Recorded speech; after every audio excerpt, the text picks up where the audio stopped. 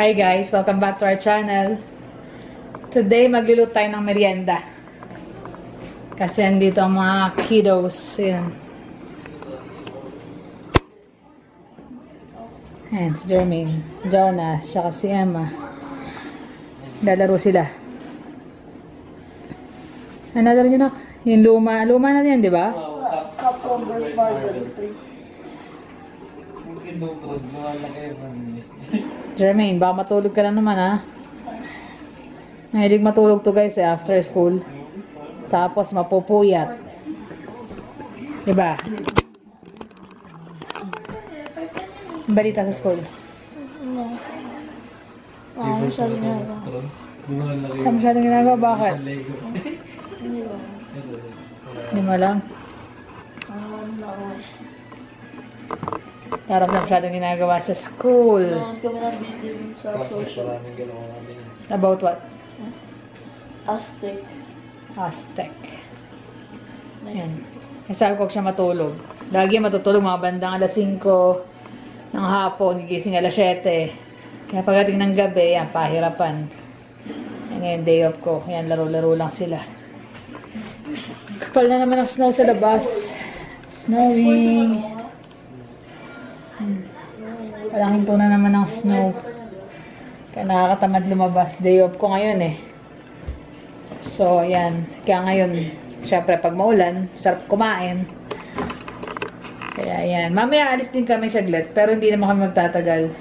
Magpapadala lang kami ng pera para kay Doña Toyang. Syempre, sa kapatid namin.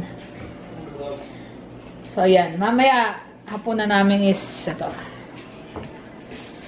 Caldereta. Niready ko na para mamaya luto na lang hapunan. Yung baka, pinapalambot ko na rin. Share ko lang sa inyo. Easy recipe lang tong snack na to. Ano siya? Pesto. Penne pesto. Pero yung iba, usually olive oil lang at saka pesto. Pero ako gusto ko medyo creamy ngayon. So, pakita niyo paano siya lutuin. Ingredients natin. Penne na pasta. Niluto ko na siya in advance. Para mas madali na. Then, olive oil. Kahit anong olive oil, pero sa akin yung roasted garlic para extra flavor. Then, parmesan. Tapos ito yung pesto na ginagamit ko. Basil. Classico ang brand niya. Basil pesto.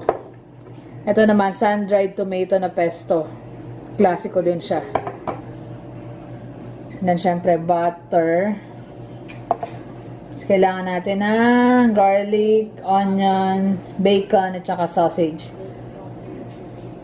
So, yun. Pero, guys, yung pesto, maraming ano yan eh. Pwede kayong maglagay ng shrimp, kung ayaw nyo ng bacon. Pwede rin naman na chicken. So, depende sa inyo kung gusto nyo. Pero kami kasi, syempre, snack lang naman kung ano yung easy na nasa fridge. Yun ang ginamit ko. Tapos, pwede rin na hindi siya lagyan ng cream. Pero ako this time maglalagay. Nakalimutan ko pala ilabas yung cream. So, ito. Gamit ako ng 35% na cream. So, lutuin na natin. So, mainit na yung pot natin. Huwag muna kayo maglagay ng oil or anything. Yung ano muna, bacon. Hayaan nyo munang ma-render yung pots na dyan. Para yung mga extra oil galing sa bacon, matanggal. Then, dinidiscard ko na yon para hindi siya masyadong oily.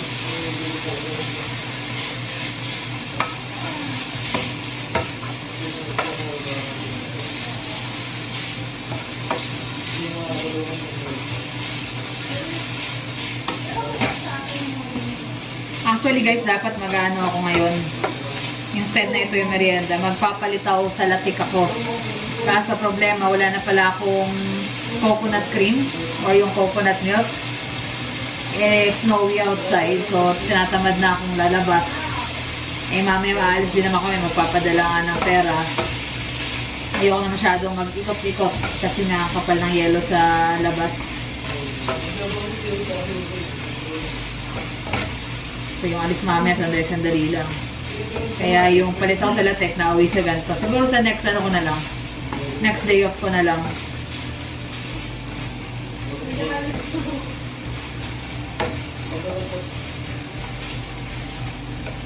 Hintay lang natin hanggang sa magmantika siya. Hanggang sa crispy na yung bacon. So, yung extra mantika niya, kailangan tanggalin natin. So, ito guys, na-render na. Tingnan nyo kung gano'ng karaming oil ang nasa bacon. Ang dami natin sa gilid. So, tatanggalin natin lahat yan. Excess.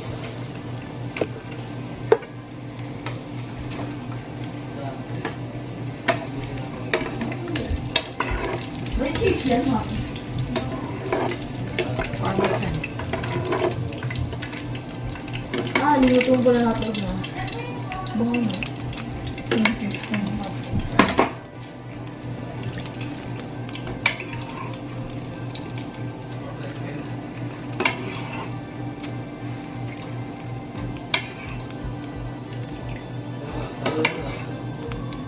So yan, naubos na yung oil niya. So dagdag lang tayo ng konting ano lang, olive oil na may garlic. Tsaka konting butter.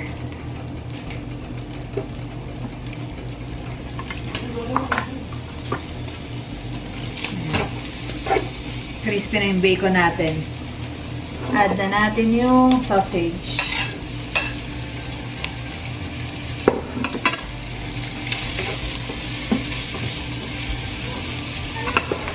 Then, pwede nating add yung garlic.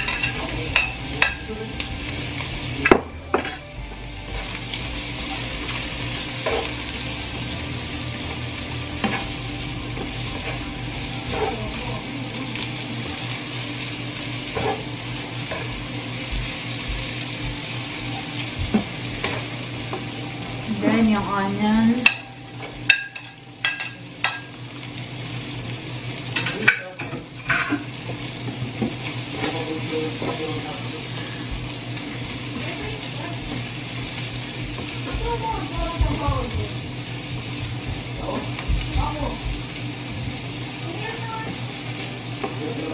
Tapos lagay natin yung dalawang klase ng pesto. Gusto ko ito guys, marami. Ay, lasang-lasa yung pesto niya. Tapos, kaya may sun-dry din ako para mawala yung suya. Medyo nakakasuya kasi pag purong yung basil na pesto lang at saka cream. So, lagyan natin ng tomato basil para medyo may konting asin.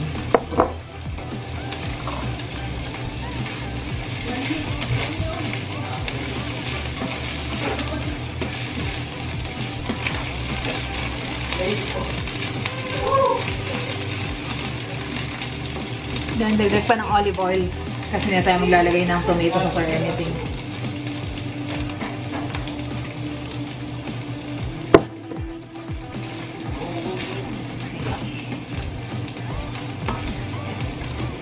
Then, lagyan na natin yung cream.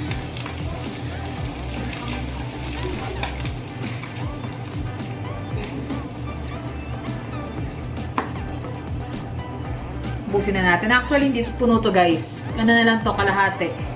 Kasi kahapon nag-beef stroganoff ako baon ni Javi.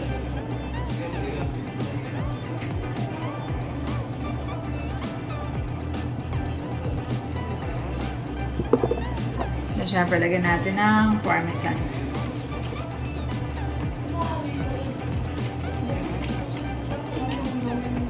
Tapos, chicken cubes.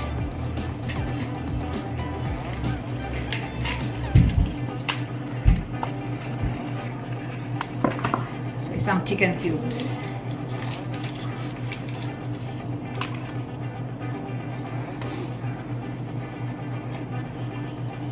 Kailangan muna natin mag-incorporate yung lasa niya. Nga pala, shoutout ko si bagong sabis natin sa community. Hi kay Bago Cirque. Hindi ko alam kung tama yung pronunciation ko. Pero hi sa family niya. De La Cruz family. Tsaka yung mga babies niya na si Jan Biel, At Jacob Kiel. Hi sa inyo dyan.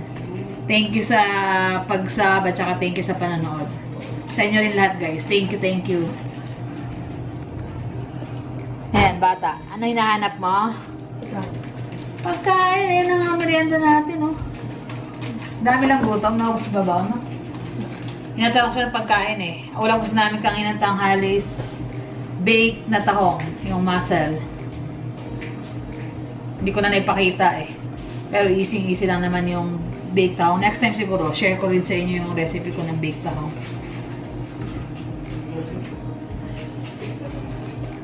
Check natin yung lasa. Actually, request to ni Sis Janine. Hi sis. Kasi gumawa lang siya ng pesto last time. Ginamit niya ata yung powder. So, suggest ko sa'yo yung gantong klase na nasa bottle. Ang bili mong pesto. Mas masarap.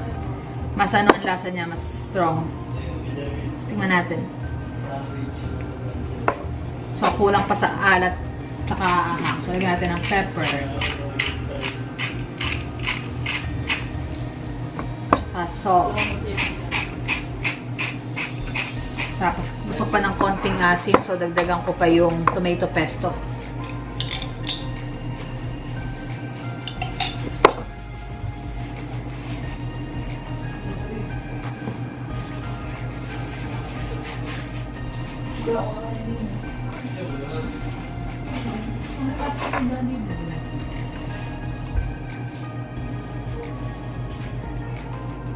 Okay na yung lasa. Pwede natin i-add yung penne natin. Pwede kayong gumamit ng kahit anong pasta. Gusto nyo ng fusilli, gusto nyo ng spaghettini gamitin, pwede rin. Pero sa akin kaya ako gumamit ng penne. Kasi ito lang available kong pasta. Siyempre, kung gusto nyo gumawa ng merienda, isip muna kung ano yung available nyo talagang ingredients sa bahay. So, ito lang ang napagsama-sama ko sa ingredients. Pero pwede na rin.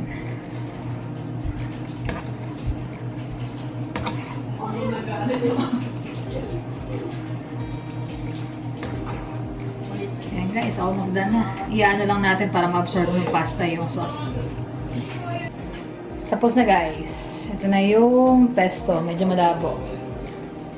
Ayan. Tapos na. So, ready na magmerienda. Tawagin ko na lang yung mga kiddos. Ano, kain na? Ay, gutom na eh. Tara, magsikain na. Siya na guys, kain na kami. Kumakain na para sila. Ano, okay ba? Stop. Yan ang gym namin, kumain. Kailan kaya kami matutupad ang usapan? Sama ka rin? Ha? Bahala na guys. Tumitingin-tingin naman kami. So, malaman kung about sa membership. So, paano kain na muna kami? See you on the next vlog. Bye-bye na guys.